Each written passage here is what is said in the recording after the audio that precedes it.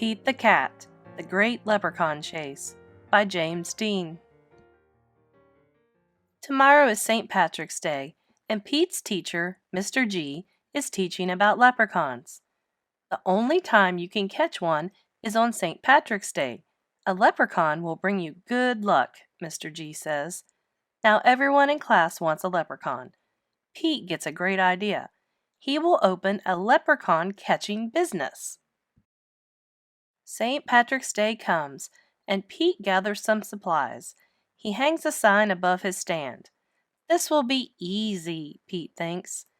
Pete's Lucky Leprechaun Catchers. Squirrel is Pete's first customer. I want a leprechaun, Squirrel says. I need good luck for my test. Cool, I'm on it, says Pete. Pete has a plan.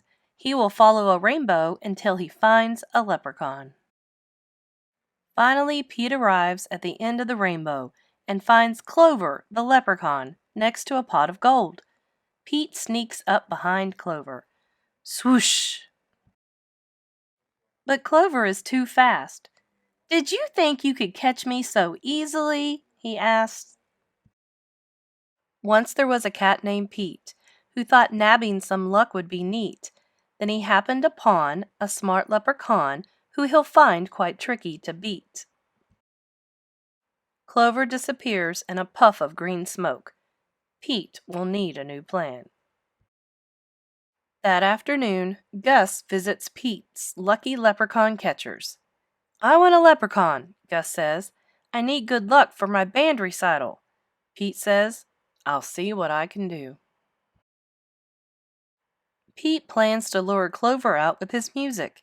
He plays a jaunty song on his guitar. Before long, Clover dances over to Pete. Just a little closer, Pete thinks. Suddenly, Clover starts spinning around Pete. Round and round. Clover goes faster and faster.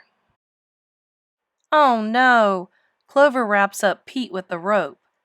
Pete has finally met his match, a crafty leprechaun he just can't catch. He'll never win. He better give in or find something else to snatch. That evening, Callie visits Pete's Lucky Leprechaun Catchers. I want a leprechaun, Callie says. I need good luck for my tennis match. Says Pete. St. Patrick's Day is almost over. There isn't much time left to catch a leprechaun, but Pete won't give up yet. Pete sets a trap for Clover. Before long, Clover tiptoes up to the trap and sniffs the air. I love candy, he whispers, peering under the box. Pete waits very quietly. Crash! Pete rushes over and checks underneath the trap, but it is empty. Clover skips away. Pete has tried many a plot, but still I haven't been caught. And it isn't dandy, I even got candy, while Pete ends up with squat. Pete has an idea. He follows the trail of spilled candy to Clover's secret hideout. Pete sneaks up behind Clover. Swoosh! Pete finally catches Clover. Why do you want me? Clover asks. I'm helping my friends who need some extra luck, Pete says. Luck doesn't come from having a leprechaun, says Clover. You and your friends have each other. That already makes you as lucky as can be. Could Clover be right? Pete is one very lucky cat. A lucky cat doesn't need a lucky leprechaun. He lets Clover go.